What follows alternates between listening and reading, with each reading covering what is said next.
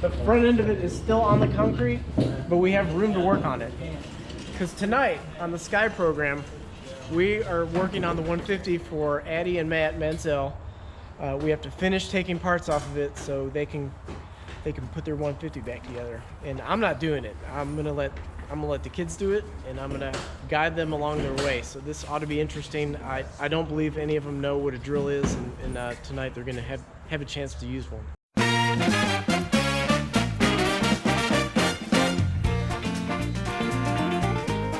Jacob! Jacob, my man! I got a job for you. I need you to work with Sam, and I need you to help clean and organize the hangar, because that's part of the job. Come on, man. I need you to work with Sam, seriously. So get with him and come up with a plan and make this place look good, buddy. You can do it. This is a bad idea not to just make it a lift hatch. Why did they not do that? A hatchback? Why wouldn't you? I mean, it's like the perfect candidate for that. Yeah. Reconnaissance doors and a hatchback.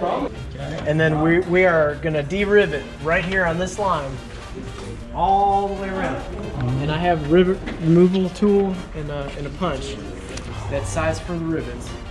And basically the whole front part of that airplane is going to come off. So you got cables that you got to do. Fuel line's already cut. You can cut that. There's just garbage in there that needs to come out. Yeah. After we get the garbage out, there's the garbage can over there. Then you can have the kids start pulling panels. So this whole front section of aluminum, try to leave as one, and the whole thing will come off. See what control cables need to be moved. I would have the kids get all the trash out of here so you can actually work. You can start pulling stuff out of the airplane if you want, so we can see what's salvageable. We're gonna try to liquidate some of the stuff. Hey, this thing's not bad. One of you can start, we can start drilling the rivets out. Yeah. You know what? I can't get this out until I get a door out. What are you doing? Getting a hammer. Oh.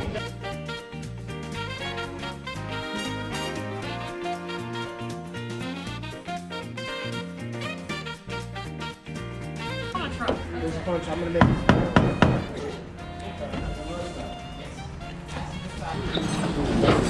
Ah, yes. Mostly intact.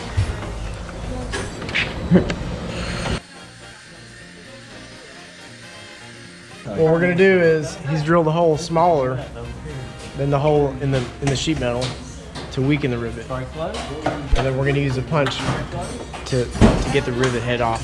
Because we don't want to drill a hole or disturb any of the original factory holes. Because believe it or not, it should line up with Matt's 150 and rivet right together. For your cigarettes. Oh, yeah. Because I'm an avid smoker. I got my ashtray. Because I love smoking and flying.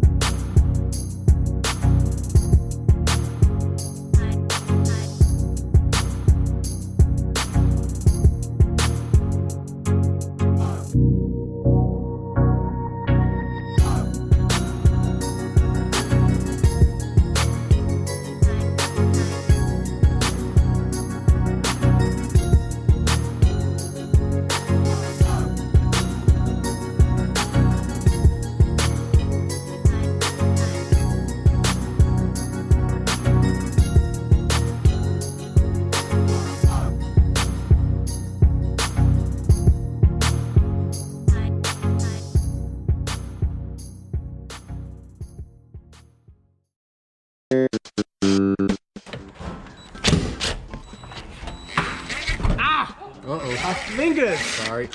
I want to keep all 10 of them. I've appointed myself to go find a box of hardware in. Garbage can.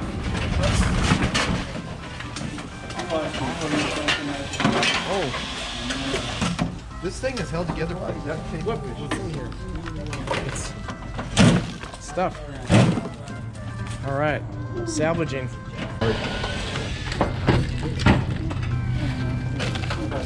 Some of this is just crap. So this is a capillary off of a sending unit, and it has been cut, so therefore it is garbage. Okay, so this is new hardware. Those are used. Besides that, This is Bonanza stuff, and this new hardware can go on the other side of the hangar. I'll show you where there's similar stuff. windows on both sides. Yeah.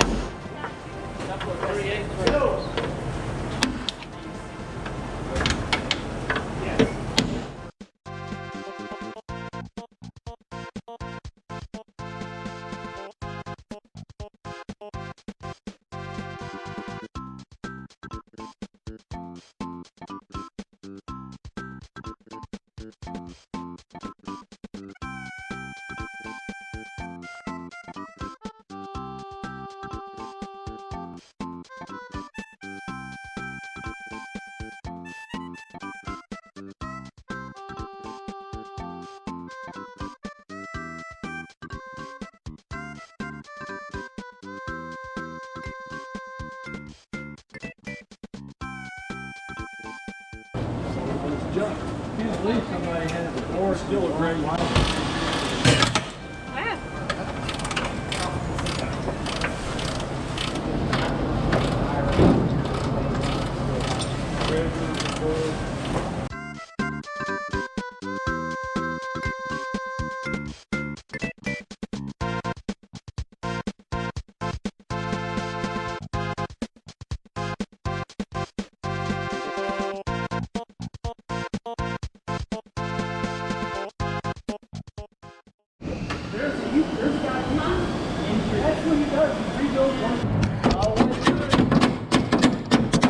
We're going to teach Gerard how to sharpen a drill bit. So you see how it's chipped right there in the very corner? Yes. So we're going to have to hold this in a manner that it'll cut a new edge on this half, and then negatively slope it away from the cutting edge. Then we're going to flip it over and do the other side. I just want you to watch me. It's easily understood with a very large drill bit, so I'm going to show you on a dry run with a huge drill bit, because you watching is the key to you understanding how to do this. So I don't know if you can see this, but this is horribly uneven, this surface here. So I'm going to do what you're not supposed to do, and I'm going to start right here. You see how I'm matching it? I don't want to change the angle. I don't want to do it like this, and I don't want to do it like this. I want the cutting edge to be 100% contact. I'm going to touch it enough to where it'll create a new leading edge, and then I'm going to twist the drill bit and roll it at the same time, but with this one.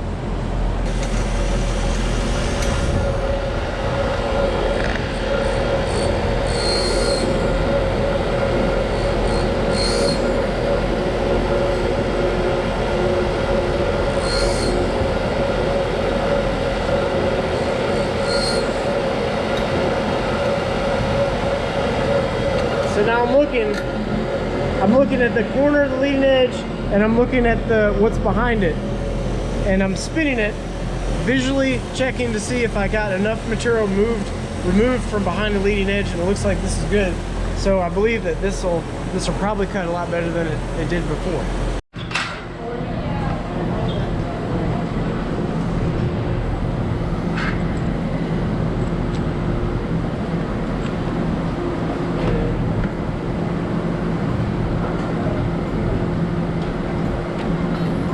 All right, let's go try it out.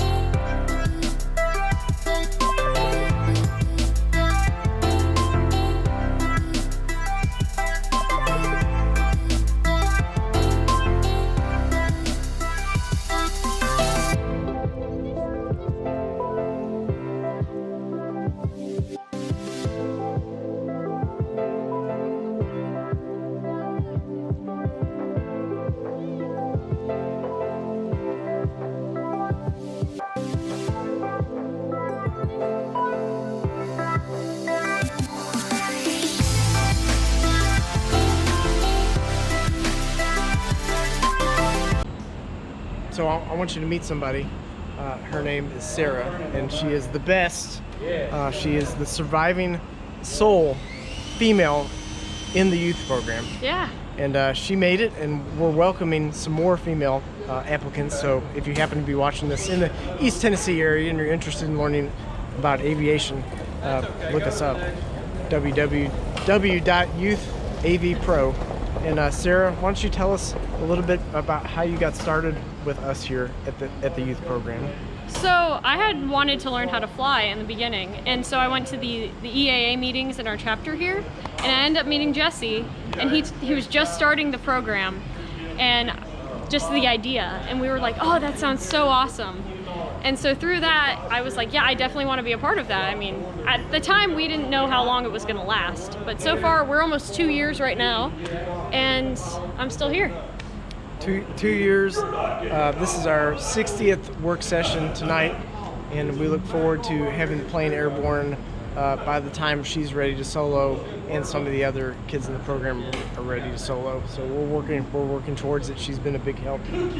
You've stripped paint, you've drilled out rivets, you've got dirty. Did you burn yourself with a paint stripper? I think you might have. Maybe No, not. I was the only one who didn't. Okay, all right. Well, she can use the protective equipment as described. Yeah. So I mean, And- we believe in a lot of things here. Safety third, because productivity is more important than safety. We obviously want to get this plane done, and we will sacrifice our bodies as part of that. So safety third. And I've been flying too, so I'm almost ready to solo. So yeah, and it's starting to rain. Oh, yeah. That'd be a good background.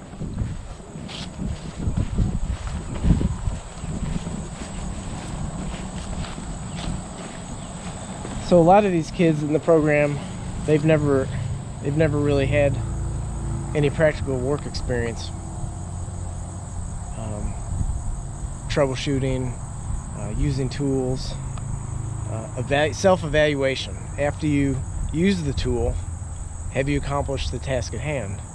And I want them to be able to recognize a good job from a bad job, because being a mechanic or a technician or a field service engineer requires that. And I think that's what the kids are missing a little bit. And they definitely gain that by hanging around us. This is our 62nd or 63rd work session, and we've been doing this for over 2 years.